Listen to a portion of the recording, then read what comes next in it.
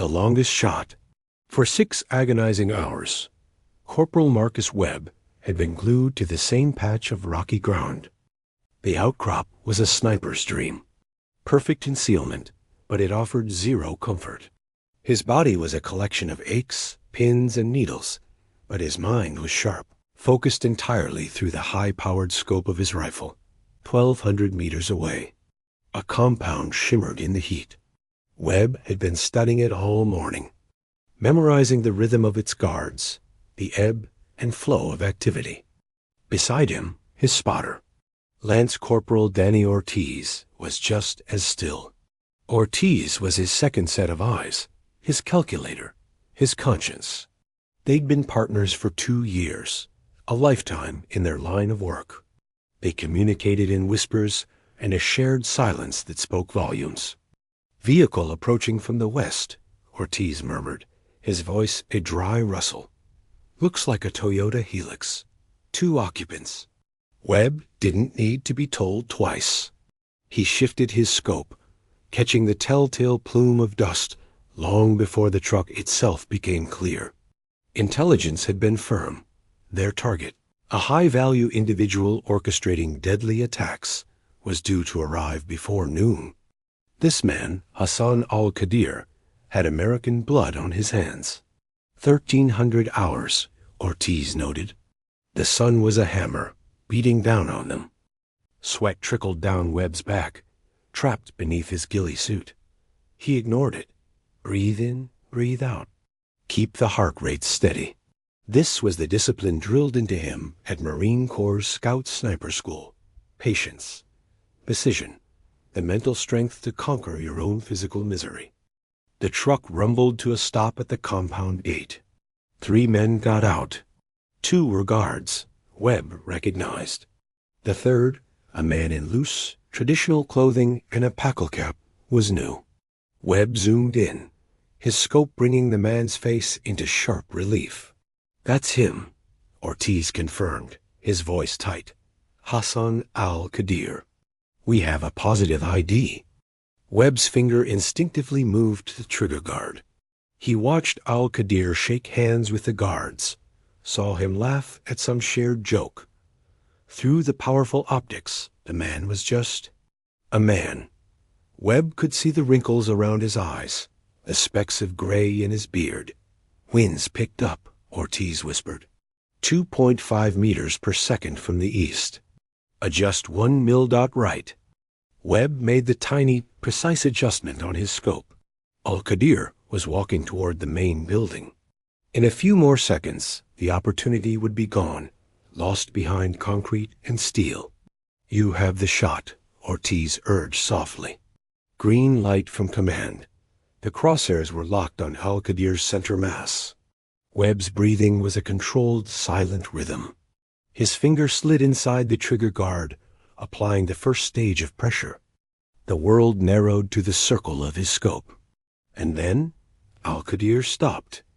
He turned and waved back toward the truck. A moment later, a woman stepped out. She was holding a small child. Webb watched, his finger frozen, as al-Qadir bent down and swung the child up into his arms. It was a gesture of pure, unthinking fatherly love. "Webb?" Ortiz's voice was a question mark, hanging in the tense air. Through the scope, Webb saw the man spin the child in a circle. He could almost hear the boy's delighted laughter. The woman, his wife, smiled and laid a hand on her husband's arm. "Command is standing by," Ortiz said again, his tone carefully, professionally neutral. Webb knew the facts. He knew the intelligence was solid. This man was a killer. The rules of engagement were clear. The order was given. His duty was to pull the trigger. But in that frozen moment, all Webb could see was his own father, a lifetime ago, lifting him up in exactly the same way after returning from a long deployment. He saw the same unrestrained joy, the same profound love. "I don't have a clean shot," Webb lied, his voice coming out flat and distant. "Civilians in proximity. Risk of collateral damage." Ortiz was silent for a long beat. Webb knew his partner was looking at the same scene through his own scope. He knew Ortiz knew it was a lie. Then Ortiz keyed his radio. Overwatch to TOC, negative on the shot. Too many civilians. Target entering the structure. They watched Al-Qadir carry his son inside, his wife following close behind. The door shut and the opportunity was over. The rest of the afternoon was a long, silent wait for nothing. As dusk painted the sky in shades of orange and purple, they got the order to exfiltrate.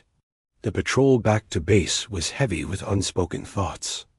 Webb's rifle, the M40A5, felt heavier than it ever had before. That night, sleep wouldn't come. Lying on his rack, Webb stared at the metal ceiling. The image of the spinning child burned into his mind. He thought about the soldiers Al-Qadir had killed, the families shattered by his actions. He thought about his duty, his orders, and the impossible weight of the choice he'd just made. 2 days later, a new intelligence report came in. Hassan Al-Qadir was dead, killed in an internal power struggle with a rival faction. Webb read the report 3 times, searching for some sign, some cosmic validation that his hesitation had been the right thing, or the wrong thing.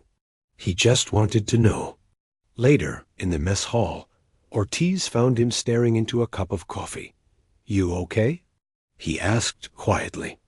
Webb looked at his partner, the man who had backed his play without a single question, who had covered for him knowing the truth. "Yeah," Webb said, the word feeling inadequate. "I think so." Ortiz gave a slow nod. "That shot, back there. There was a kid in the picture. You made the call you could live with." "The men he killed had kids too," Webb said, his voice barely a whisper. "They had families." "Yeah," Ortiz agreed, his own voice filled with a weary understanding. "They did. And nothing about this is simple, brother. Nothing about any of this is simple." Webb finished his water and stood up.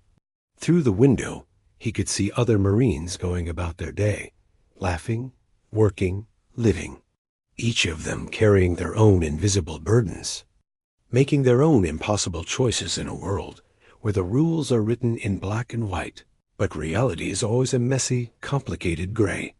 He picked up his rifle case. It was time to clean his weapon. The rifle was a tool, a machine of perfect precision. But the person behind it, that was the variable. That was the part that no training manual, no DI, could ever fully prepare you for. As he walked across the dusty firebase, Webb thought about his father again. He thought about going home, and about the stories he would tell and the ones he would carry in silence forever. He thought about the shot he didn't take and the chilling realization that he would never, ever know if he had made the right choice. And maybe that was the heaviest burden of all for a sniper. Not the weight of the shots you take, but the unending weight of the ones you don't. Thank you so much for watching. We hope this story moved you as much as it did us. If you enjoyed this tale of honor, courage, and commitment, please consider commenting, liking, and subscribing to our channel. Semper Fi.